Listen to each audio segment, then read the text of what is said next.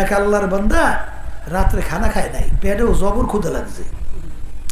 ফজরের নামাজের পর আল্লাহর হুকুম, এই জিকির করার জন্য আল্লাহ বলছেন না, নামাজ পড়ার পর তো আল্লাহর জিকিরে বসছে, পেটেও ক্ষুধা, ওদিকে গরম রুটিওয়ালা পাশ থেকে ডাক দিয়ে যায়, গরম রুটি গরম রুটি।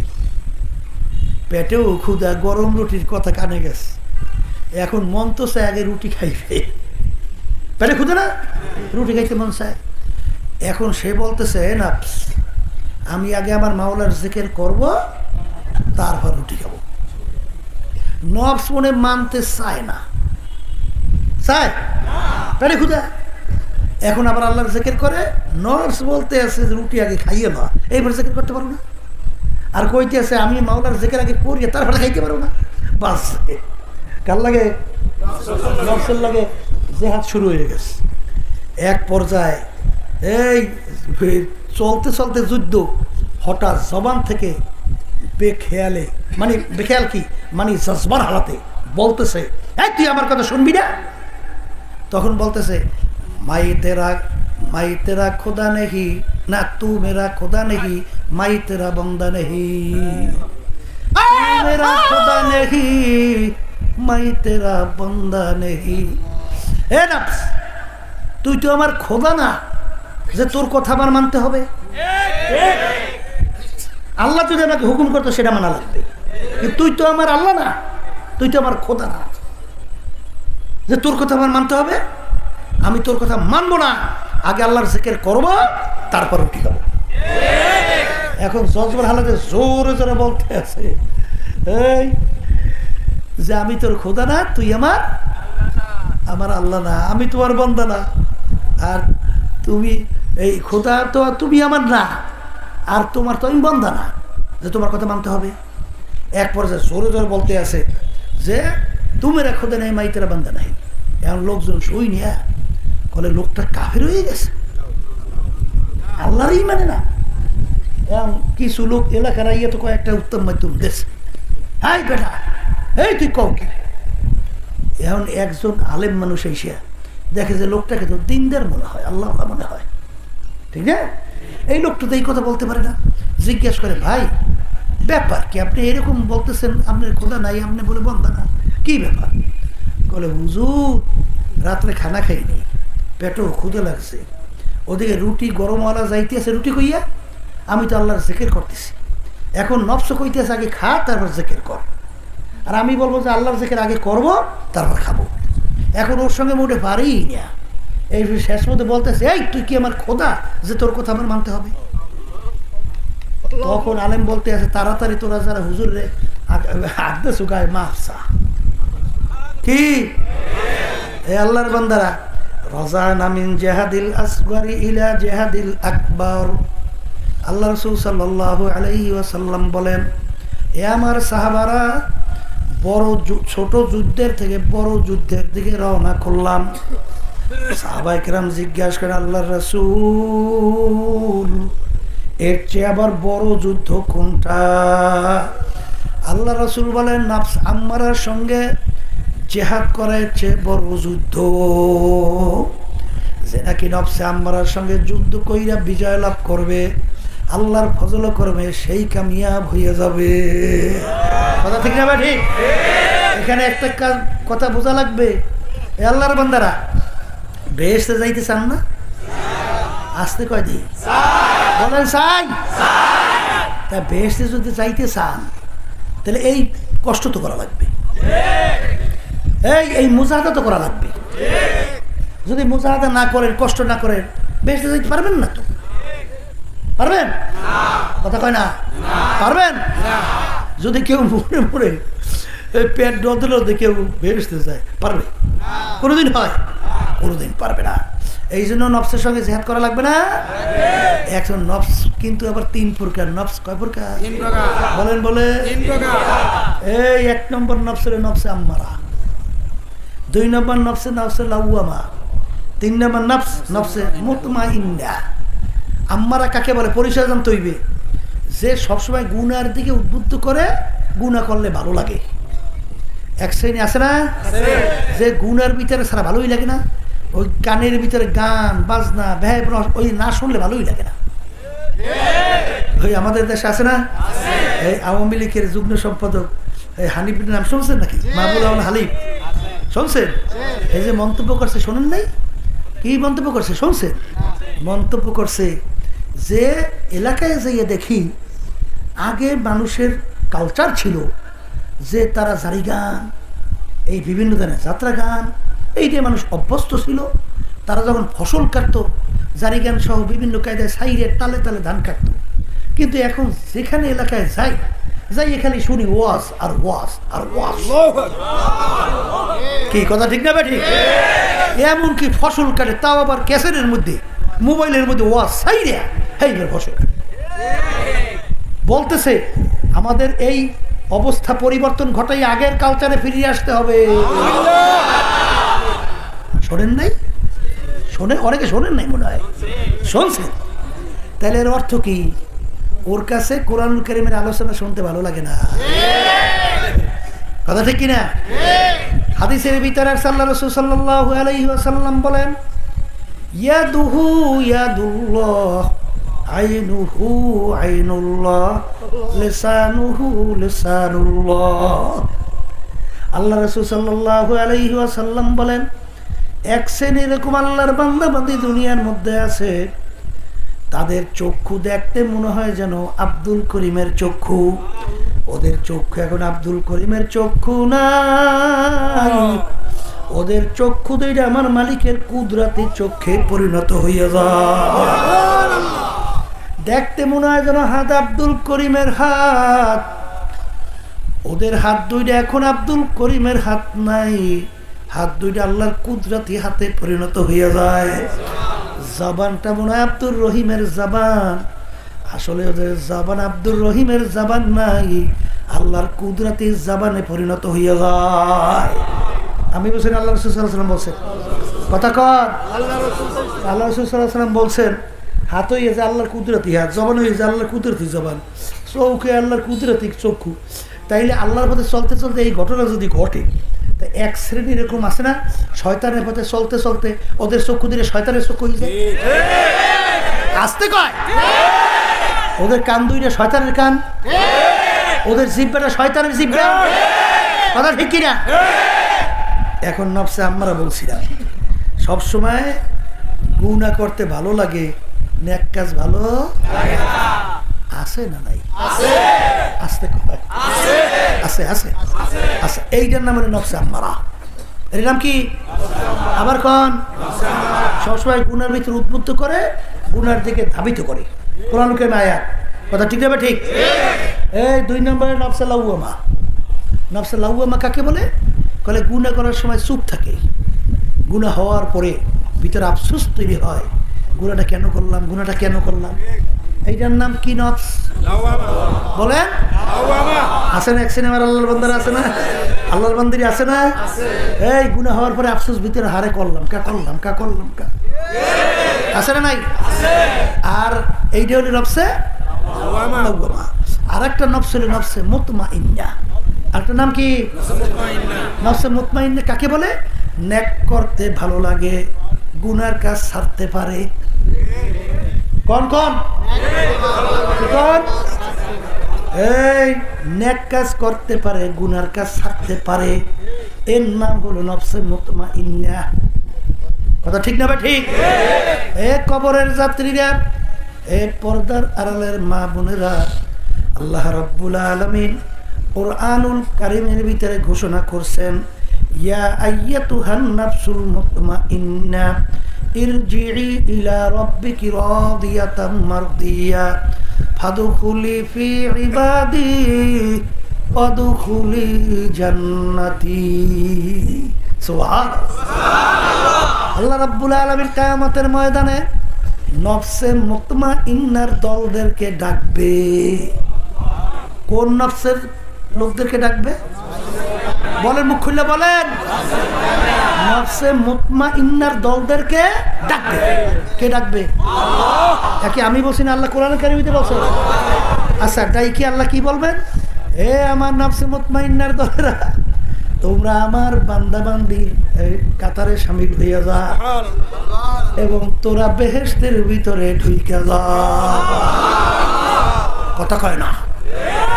এখন বাজানদেরকে বলবো, পর্দারে মা বোনদেরকে বলবো, জোর করে বেহেশতে যাওয়া যাইবে? হ্যাঁ, এখন আপনি দুনিয়া থাকা অবস্থায় একটু পরীক্ষা করা লাগে না? আপনার নফসটা কোন নফস? কে নফসে আম্মারা না নফসে লাউয়ামা না নফসে মুতমাইন্না? আচ্ছা, যখন কিয়ামতের ময়দানে আল্লাহ রাব্বুল আলামিন নফসে মুতমাইন্নার দলদেরকে ডাক দেয়, আপনার নফস যদি নফসে মুতমাইন্না না পৌঁছে আল্লাহর ডাকে সাড়া দিতে পারবে? আমি আসতে গেছি, আপনি একটু আসতে কম। হ্যাঁ, পারবেন? এখন নফসকে নফসে মুতমাইন্নায় পৌঁছানো লাগবে না? এই নফসে মুতমাইন্নায় পৌঁছাবার জন্যই এই যে শোনেন পীর মুরিদি তরিকা, এই যে আমাদের তরিকার নাম শুনছেন চিশতিয়া সাবিরিয়া তরিকা, শোনেন নাই সর্বনাই? এই তরিকার নাম কি? চিশতিয়া সাবিরিয়া তরিকা।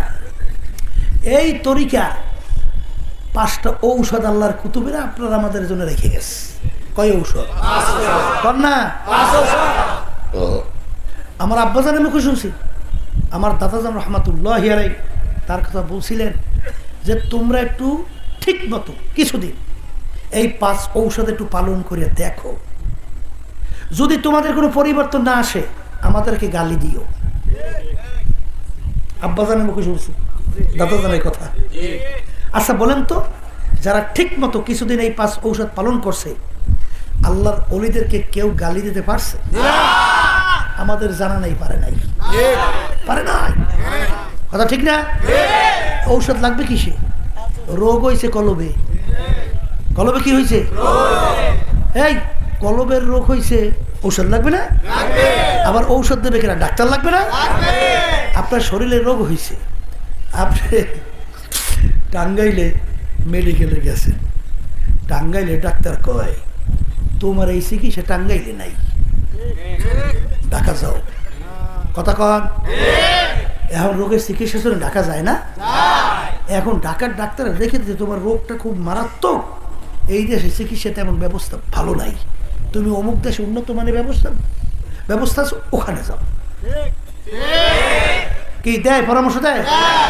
এখন বাজান অনেকের তো টাকা পয়সাও কম, অনেক সময় নিজে বাঁচার জন্য, রোগ ভালোর জন্য অনেক সময় জমি জমা এমনকি বাড়িঘর পর্যন্ত বিক্রি করে কইরে তারপর চিকিৎসার জন্য যায়। এই যত চিকিৎসা করো না কেন, এই কবরের যাত্রীরা একদিন না একদিন কিন্তু মরণ লাগবে। কথা কয় না? কথা ঠিক বলছি না ভুল বলছি? না চিকিৎসা করার পর বাইসে থাকবা? কেউ পারছে? পারবে কোনোদিন? তাহলে মরণ একদিন লাগবে।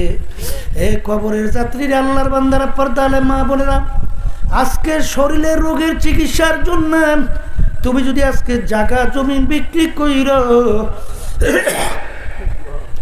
আজকে সব নিঃস্ব হইয়া যদি বিদেশে শরীরের চিকিৎসার জন্য যাইতে পারো, তারপরও কিন্তু একদিন মরণ লাগবে। আর যদি কবরের যাত্রীরা কলবের চিকিৎসা কইরা যদি খোদা না খাস্তা দুনিয়া থেকে বিদায় নিয়ে কবরে যাও, আল্লাহ এবং আল্লাহর রসুল যে আযাব ও গজবের ঘোষণা, সেই হসপিটালের ঘোষণা দিছে, ওই 1 সেকেন্ডের আযাব সহ্য করার শক্তি দুনিয়ার কোনো মানুষের নাই। মাইকে আলোচনা করে মজাই পেয়ে যায়। কি যে মাইক ফিট করে বর্তমানে, গলার ভিতরে চুলকায়, এইবার কি যে ফিট করছে কিচ্ছু বুঝি না। মানে বয়ানে ঠিক মতো টানও দেওয়া যায় না, ঠিক মতো মন মতো আলোচনাও করা যায় না, এমন অবস্থায় বর্তমানে মাইকে ফিট করছে। তাই যেই কথা বলতে চাইছিলাম, এই কলবের চিকিৎসা দরকার আছে না নাই? বাজান শরীরের জন্য চিকিৎসা, বিভিন্ন ডাক্তারের কাছে তুমি দৌড়াও, এক ডাক্তারের কাছে যাওয়ার পরে তোমার যদি শরীরের রোগ ভালো না হয়, আবার আর একটা ডাক্তার পরিবর্তন করো। কি করো না? কলবের চিকিৎসা করাই লাগবে, এটা ফরজ। আসতে কর নাকি? ফরজ না আত্মশুদ্ধি ফরজ না? চিকিৎসা করা লাগবে না? অনেকে তো তামসা করে, আত্মীয়স্বদের খবর নাই। আত্মীয়স্বদ কিন্তু ফরজ মেয়া। এই চিকিৎসা না কইরে কবরে গেলে উপায় নাই। কথা ঠিক না ভাই? ঠিক। এই তুমি হক্কানি আলেমরা হইল এই রুহের চিকিৎসা, তো কলবের চিকিৎসার ডাক্তার। কারা কারা বলেন? কারা? হক্কানি আলেম। হেলে বুঝা গেল হক্কানি আলেম যখন কইছি তাহলে আলেমের প্রকার বেদ আছে। কথা কয় না? এই দরকারি আলেম, তরকারি আলেম, সরকারি আলেম আর হক্কানি আলেম। কথা কয় না? বুঝছেন? তরকারি আলেম বুঝেন নাই? যখন যেখানে যায় ওই এর লাগে মিশে যায়। পেট পালে পেট, এইটা না বলে তরকারি আলেম। আলু মার্কা আলু বলে যেই তরকারি এইটাই বলে মেলে। ঠিক না ভাই? ঠিক। এইবার আছে এই হক্কানি আলেম, বুঝেন তো? যাহা কিছু করবে আল্লাহর জন্য করবে। কার জন্য করবে? কথা ঠিক না ভাই? ঠিক। দুনিয়াদার হক আলেম এবং আল্লাহওয়ালা আলেমের ভিতরে কেমনে পার্থক্য? আমার আব্বাজান রহমাতুল্লাহি আলাইহি বলতেন, বাজান দুনিয়াদার আলেমদের চিন্তা থাকবে আমার মুরিদদের থেকে কিভাবে হাদিয়া তওবা বেশি পাওয়া যায়। কথা বুঝছেন? এই যে দেখবেন হাদিয়া তওবার বিভিন্ন কৌশল অবলম্বন করে, ঠিক না? ওই হাকিমুল উম্মাত গালেবে গুমান আশরাফ আলী থানভী রহমাতুল্লাহি আলাইহি এই একটা ঘটনা যাইয়া, মানে একটা মুরিদ স্বপ্নে দেখে। কি দেখে? যে মুরিদের আঙ্গুলের ভিতরে ময়লা ময়লা, বুঝছেন? এখন পীরে শুষে শুষে খাইতে আস, আর পীরের হাতের আঙ্গুলের ভিতরে মধু মুরিদ শুষে শুষে খায়। এখন পীরের কাছে যে জিজ্ঞাসা করে, হুজুর এই স্বপ্নে তো দেখলাম, এখন হুজুর এর ব্যাখ্যা থাকে। বলে ঠিকই তো দেখছো, কারণ তুমি আমার মুরিদ, তোমার ভিতরে যত গুনার আছে, যত ময়লা আছে, ওগুলো আমি শুষে সব নিয়ে যাইতেছি, আর আমার ভিতর থেকে মধু তুমি টাইনে নিতে আসো। কিন্তু তার কাছে ব্যাখ্যাটা পছন্দ হয় নাই, বুঝছে? নেওয়ার পরে একটু হক্কানি আলেমের কাছে জিজ্ঞাসা করে, ভাই আমি তো এরকম স্বপ্নে দেখলাম, ব্যাখ্যাটা কি? বলে ঠিকই দেখছো। বলে তা কি? বলে তুমি যখন পীরের কাছে মুরিদ হয়েছিলাম একমাত্র আল্লাহ রাব্বুল আলামিনকে রাজি খুশির উদ্দেশ্যে। কথা কয় না? কি জন্য? আর পীর যখন তোমাকে মুরিদ করছে দুনিয়ার উদ্দেশ্যে, ওই পীর দুনিয়ার ময়লা তোমার থেকে ভক্ষণ করতেছে, আর তুমি যেহেতু নিয়াত ছিল আল্লাহকে রাজি খুশির উদ্দেশ্যে, তুমি ঠিকই মধু পান করতেছো। কথা বলছেন? তাহলে বোঝা গেল এই এক শ্রেণীর বর্তমানে পীর আছে, বিভিন্ন কালে কৌশল কায়দা করিয়া মুরিদে থেকে কিভাবে ওই হাদিয়া তওবা নেবে, কেমনে সম্পদ অপলোড করবে, বিভিন্ন কায়দা কেটে। এইটা হইলো দুনিয়াদার পীর, এইটা হলো দুনিয়াদার আলেম।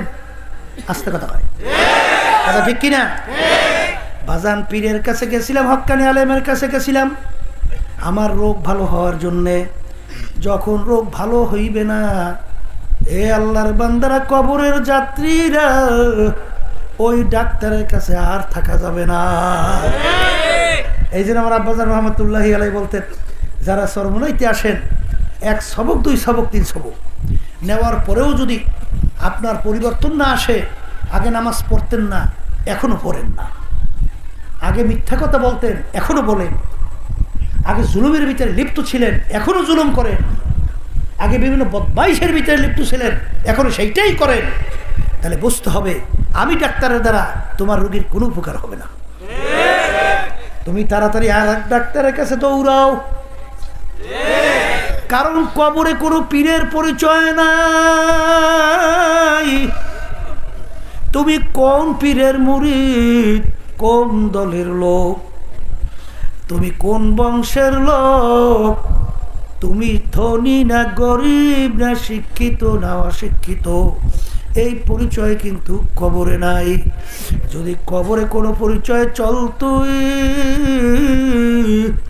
আল্লাহ রাসূল সাল্লাল্লাহু আলাইহি ওয়াসাল্লামের চেয়ে বড় পীর অলি গাউস কুতুব দুনিয়া থেকে আসেও নাই, আসবেও না। আল্লাহ রাসূল দুনিয়ায় থাকা অবস্থায় তার কলিজার টুকরার সন্তান ফাতেমা রাদিয়াল্লাহু তাআলা আনহা তাকে ইঙ্গিত করে বলছিলেন, ইয়া ফাতেমা তু আনকিজি নাফসাকি মিনান নার, ও ফাতেমা রে, দুনিয়া থাকা অবস্থায় নিজে আমল করো, জাহান্নামের আগুন থেকে বাঁচো। ও ফাতেমা, এরপরে অন্ধকার কবরে যাইয়া শো, যদি কবরে পরিচয় দাও আমি আখিরি জামানার নবীর মেয়ে। আল্লাহ রাসূল সাল্লাল্লাহু আলাইহি ওয়াসাল্লাম বলেন, ফাতেমা এই পরিচয় কবরে কোনো কাজ হবে না। এই জন্য আমার বাজানদেরকে বলবো, পর্দা আলে মা বোনদেরকে বলবো, বাজান কবরে প্রশ্ন কয়টা? জোরে কর না। প্রথম প্রশ্ন মান রব্বুকা, দ্বিতীয় নম্বর প্রশ্ন ওয়ামা দীনুকা, 3 নম্বর প্রশ্ন ওয়ামান নাবিয়ুকা, আল্লাহর হাবিবকে দেখাবেন মান হাযার রাসূল। কথা ঠিক কিনা? এই 3 প্রশ্নের মধ্যে কোথায় কি পাইছেন যে তুমি সর্বনারীর মুরিদ কিনা? আসতে কয় তুমি তাবলিগ জামাতের লোক কিনা? আছে? আচ্ছা, তুমি জামাতের লোক কিনা? নাই। তাহলে তুমি এই রাজারবাগ, দেওয়ানবাগ, সুরেশ্বর, মাঝবেন্ডা, চন্দ্রপাড়া আছে? তাহলে তুমি আওয়ামী লীগের লোক কিনা? এইটা পরিচয় দিলে একটা ধরা কাঁচা কবরে হইতে পারে। কবরে এই দিলে যুদ্ধ করা যাইবে না? এত ক্ষমতা ওখানে চলবে না? ও ক্ষমতা ওখানেও নাই। তাহলে আমি বিএনপির লোক, তাও পরিচয় নেই। এ কবরের যাত্রীরা, তুমি পীর না তুমি মুরিদ, না তুমি কোন বংশের লোক, তুমি ধনী না গরিব, শিক্ষিত না অশিক্ষিত, এই পরিচয় কিন্তু কবরে চলবে না।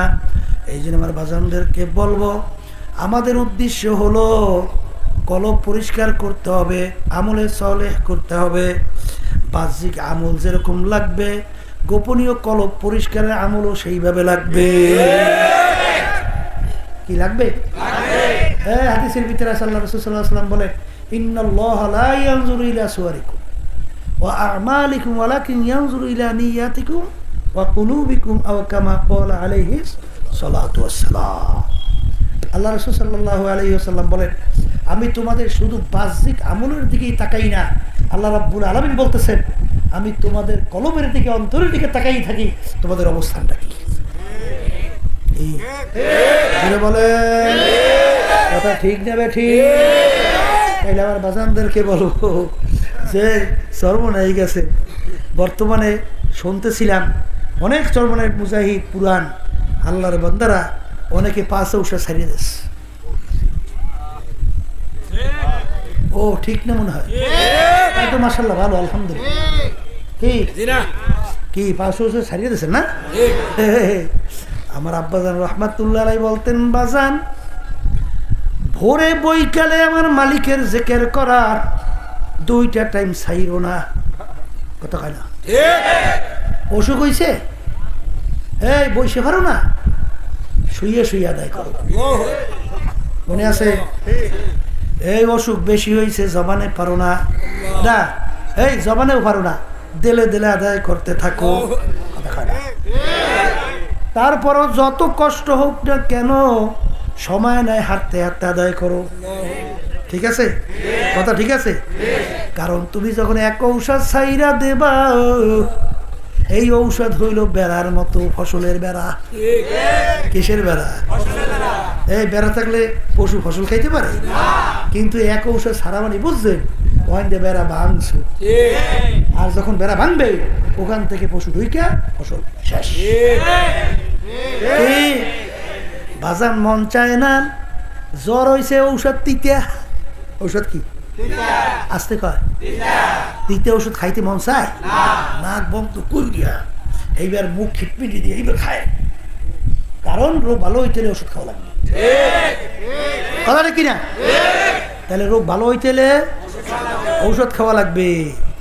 এই আল্লাহর বান্দারা, পর্দা আলে মা বোনেরা, বাজার গুনাহ করতে করতে তোমার আমার কলবের ভিতরে এমন রোগ জমছে, এখন তোমার কাছে আমার কাছে নামাজ ভালো লাগে না, রোজা ভালো লাগে না, আমার মালিকের জিকির ভালো লাগে না, আল্লাহর হাবিবের তরিকা অনুযায়ী চলতে ভালো লাগে না। বুঝতে হবে নামাজের দোষ নাই, মাওলার জিকিরের দোষ নাই, তোমার আমার কলবের দোষ। জ্বরইয়া জিহ্বা নষ্ট হয়েছে, জ্বরই কি হয়েছে? এমন নষ্ট হয়েছে, যত কর্ম ফলাও তোমার সামনে আনে, যা মুখে দেয় তিতা কি, তখন তুমি জোর এই মিয়া কি খাদ্য আনছেন মিয়া, সব তিতা। এই আল্লাহর বান্দা কি কর, সবই তো ভালো কর্মা ফলাও, উন্নত মানের খাদ্য। কলে ভাই আমি যা খাই সবই তো তিতা লাগে। বলে বাজান কোরমা পোলাওর দোষ নাই, তোমার জিহ্বা অসুখ হয়ে নষ্ট হয়েছে। কোরমা পোলাও দোষ নাই, দোষ তোমার জিহ্বা নষ্ট। তুমি তাড়াতাড়ি ডাক্তারের কাছে দৌড়াও। কেউ যদি ঘাউরামি কইরাম ডাক্তারের কাছে না দৌড়ায়, ওই রোগ এক সময় তোমাকে এমন ভাবে অ্যাটাক করবে, তুমি দুনিয়া থেকে বিদায় হয়ে চলে যাবা। ঠিক কিনা?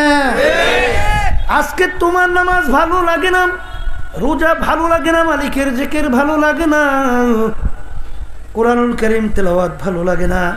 বুঝতে হবে এটা কোরআনুল কারীমের তেলাওয়াতের দোষ না, নামাজের দোষ না, জিকিরের দোষ না, তোমার কলবের ভিতরে রোগ হইয়া কলব নষ্ট হয়ে গেছে। এই জন্য মাওলার জিকির তোমার কাছে ভালো লাগে না। কথা কয় না? কথা ঠিক নেবে ঠিক? লা ইলাহা ইল্লাল্লাহ, লা ইলাহা ইল্লাল্লাহ, লা ইলাহা ইল্লাল্লাহ, লা ইলাহা ইল্লাল্লাহ, লা ইলাহা ইল্লাল্লাহ, লা ইলাহা ইল্লাল্লাহ, লা ইলাহা ইল্লাল্লাহ, লা ইলাহা ইল্লাল্লাহ, লা ইলাহা ইল্লাল্লাহ, লা ইলাহা ইল্লাল্লাহ, লা ইলাহা ইল্লাল্লাহ, লা ইলাহা ইল্লাল্লাহ, লা ইলাহা ইল্লাল্লাহ, লা ইলাহা ইল্লাল্লাহ, লা ইলাহা ইল্লাল্লাহ, লা ইলাহা ইল্লাল্লাহ, মুহাম্মাদুর রাসূলুল্লাহ। এ আল্লাহর বান্দারা, পর্দার আড়ালের মা বোনেরা, জিকির মে क्या मजा है जाके रूह से पोसियो, शाखे गुल में क्या मजा है बुलबुलू से पोसियो। আমার মালিকের জিকিরের ভিতরে কি মজা, যারা জিকির করে তাদের কাছেই জানতে যাও। বাজান জাকিরিন ছাড়া কোনোদিন বুঝবে না। আল্লামা খাকানি রহমাতুল্লাহি আলাইহি বলেন, 85 সা বিঈমানি মুহাক্কাক সাদবা খাকানি কেক দম্বা খোদা বুদান বেয়াজ তখতে সুলাইমানি। হে দুনিয়ার মানুষ, তোমরা শান্তি তালাশ করো সুন্দর সুন্দর বিল্ডিং তৈরি করার মধ্যে, কেউ শান্তি তালাশ করো সুন্দর গাড়ি কেনার মধ্যে, কেউ শান্তি তালাশ করো সভাপতি সেক্রেটারি হওয়ার মধ্যে, কেউ শান্তি তালাশ করো পীর হওয়ার মধ্যে, কেউ এমপি চেয়ারম্যান, এমপি মিনিস্টার হওয়ার মধ্যে। আমি খাকানি দীর্ঘ 30 বছর পর্যন্ত শান্তি তালাশ করলাম, কোন জিনিসে অন্তরে শান্তি পাওয়া যায়। আমি 30 বছর পরে এই সিদ্ধান্তে পৌঁছলাম, আমি একবার যদি আমার জবান থেকে আমার মাশুক, আমার মালিকের নাম আল্লাহ, একবার যদি আমার জবান থেকে বলি, আমি যে শান্তি পাই। তিনি উদাহরণ দিয়া বলেন, সুলাইমান নবী আলাইহিস সালাম নবুয়তি কইরা তক্তে সুলাইমানিতে হইরা তিনি বাদশাহী কইরা মনে হয় এই শান্তি অন্তরে পায় নাই। বুঝেন এই আল্লাহর বান্দারা, এগুলা কিন্তু বুঝবার জিনিস, এরা কিন্তু বুঝাবার জিনিস না। কথা কন, কথা কন। এই জন্য আমার বাজানদেরকে বলবো, পর্দারে মা বোনদেরকে বলবো, ইল্লা মান আতাল্লাহা বিকলবিন সালিম। আমার মালিক বলছেন, অর্থাৎ কলবে সালিম, ওই যে কলবের কথা বলতেছিলাম, সুস্থ কলব ছাড়া আমার মালিক বলেন আমার পবিত্র জায়গা বেহেশতের মধ্যে হবে না। এই জন্য আমার ভাইদেরকে বলো, পর্দালে মা বোনদেরকে বলবো, বাজার চরমনাই বুঝি না, অমুক বুঝি না, সমুক বুঝি না, আমাদের উদ্দেশ্য হলো বালা ফেরেশতার চরিত্র অবলম্বন করা লাগবে, পশুর চরিত্র বাদ দেওয়া লাগবে। বলেন কথা ঠিক কিনা? ইমাম গাজ্জালী রাহমাতুল্লাহি আলাইহি লেখেন, কিয়ামতের ময়দানে 10 রকমের সূরাতে মানুষ উঠবে। এর ভিতরে এক শ্রেণী মানুষ কুকুরের সূরাতে উঠবে, বাজার এক শ্রেণী মানুষ বানরের সূরাতে উঠবে, এক শ্রেণী মানুষ সাপের সূরাতে উঠবে। বাজার যাদের ভিতরে হিংসা থাকবে, যাদের ভিতরে আল্লাহ হারাম খাওয়ার অভ্যাস থাকবে, আল্লাহ শুয়োরের সূরাতে উঠবে, হিংসা থাকবে কুকুরের সূরাতে উঠবে। কারণ কি বাজার, আমার মালিক নিজের কুদরতি হাতে কয়েকটা জিনিস তৈরি করছেন। এর ভিতরে একটা হলো মানুষের চেহারা, আমার মালিক তার নিজের কুদরতি হাতে তৈরি করছে। এই মালিকের হাতে, কুদরতি হাতে যেই চেহারা তৈরি হলো, এই সূরাতের মানুষকে আমার মালিক কিভাবে জাহান্নামে ফেলাইবে, এই জন্য সূরাত পরিবর্তন হইয়া যাবে। তারপর আমার মালিক বলবেন, ফাগুল্লু ওদেরকে বান্ধ,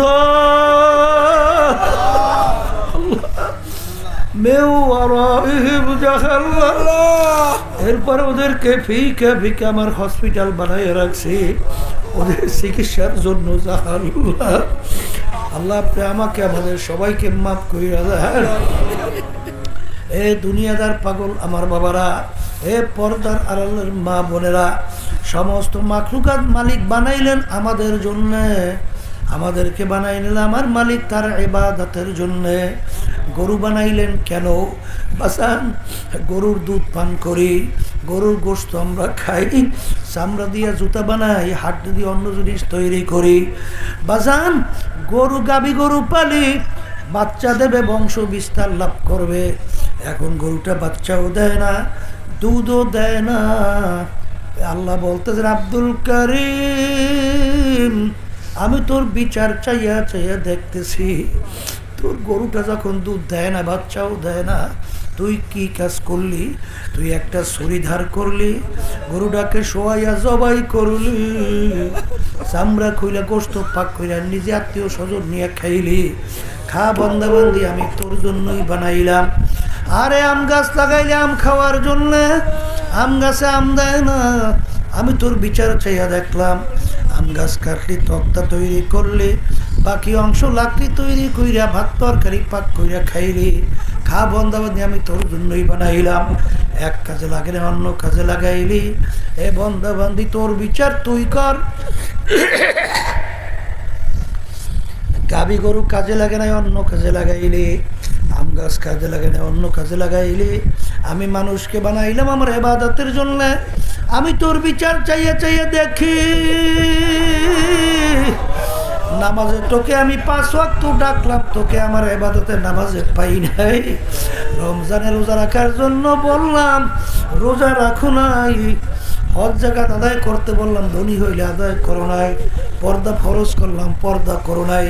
হারাম হালাল তমিজ করে খাইতে চলতে বললাম, চলো নাই। এক কথায় তোকে আমি ইবাদতে পাই নাই।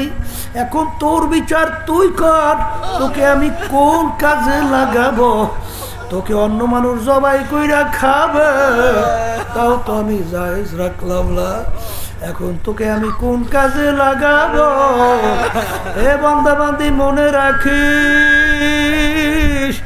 আমার একটা কাজ আছে, আমার একটা চুলা আছে, ওই চুলার নাম হলো জাহান্নাম। আল্লাহ আপনি আমাদের সবাইকে মাফ করিয়া দেন। وقودها الناس والحجارة أعدت للكافرين। আমি জাহান্নামের আগুন জ্বালাবো মানুষ এবং পাথর দ্বারা। এই জন্য আমার ভাইদেরকে বলবো, পর্দা আলে মা বোনদেরকে বলবো, বাজার যারা ঈমান আনছো, মুসলমান দাবি করো, তাদের কাছে আমাদের কথা, যাদের ঈমান নাই তাদের কাছে আমাদের কোনো গুরুত্ব কথার নাই। কিন্তু এই মুসলমান, এই পর্দা আলে মা বোনেরা, বাজান কবরে কিন্তু কোনো টাকার গরম নাই, ক্ষমতার গরম নাই, বংশের গরম নাই, বাজান মাতুক বাড়ি সর্দারি নাই। ওই সাদা 3টা কাপড় দিয়ে পেঁচ দিয়ে ফেলাইবে, অন্ধকার কবরের ভিতরে নিয়ে লাগবে। এমন জায়গায় যাইতে হবে যেই ঘরে নাই বাতি, এমন ঘরে থাকতে হবে যেই ঘরে নাই সাথী। এ কবরে যাত্রী আল্লাহর বন্দারা, আজকে দুনিয়ার ভিতরে স্বাধীনতা পাইয়া আজকে ধরাকে সরাগান মনে করো না বাজার। আজকে বিভিন্ন দলের পিছনে পড়ছ, দল ইসলামের বিরুদ্ধে, আল্লাহর বিরুদ্ধে, আল্লাহ রসুলের বিরুদ্ধে বাজার সিদ্ধান্ত নেয়। তারপরেও তুমি সেই দলের সঙ্গে আসো। তুমি ভালো করে যাই না রাখো, আমি কোরআনুল কারীমের আয়াত শুনে রেখে যাই, মানবা কিনা জানি না। ইয়াউমা নাদউ কুল্লা উনাসিন বিইমামিহিম, আমার মালিক বলে কিয়ামতের ময়দানে প্রত্যেকটা মানুষকে আল্লাহ রাব্বুল আলামিন বলেন তার দলের নেতা নেত্রীর সঙ্গে ডাকবো। তোর মালিক ডাইকা বলবেন তোর দলের নেতা নেত্রী যেদিকে যায় ওদের পিছনে পিছনে সেই দিকে চইলা যা। এক কথা আমার মালিক পরিষ্কার কোরআনুল কারীমের ভিতরে বলছেন, তোর নেতা নেত্রীর যেখানে জায়গা তোরও সেইখানে জায়গা। আমি বলছি না, আল্লাহ বলছে। জোরে বলো, কে বলছে? এই যে আমার বাজানদেরকে বলো, প্রধানের মামুনদেরকে বলবো, বাজান দুনিয়ার যে কোনো কাজের একটা সময় থাকে, একটা তারিখ নির্ধারণ করা থাকে, কিন্তু তোমার আমার মৃত্যু, তোমার আমার মৌতের কোনো তারিখ নাই, সময় নাই, সেকেন্ডের কোনো ভরসা নাই, নিঃশ্বাসের কোনো বিশ্বাস নাই। কে কখন কোন সময় যাব চলে কেউ জানি না। এখন মন কি বুঝরে মন, দুনিয়ার যে কোনো কাজের মধ্যে 5-12 যদি কেউ ঠগে, আবার ওই কাজের ভিতরে চেষ্টা করলে জিতবার আশা করা যায়। কিন্তু একবার যদি কবরে যাইয়া কেউ ঠগ আর দ্বিতীয়বার দুনিয়াতে আইসা আপিল কইরা আল্লাহ আল্লাহ জিতবার কিন্তু আর আশা নাই। ও মুসাফির বান্দ গাঠুরি বহু দূরে ঠিকানা, কালবি জানা কালবি জানা কবর আখের ঠিকানা। এমন ঘরে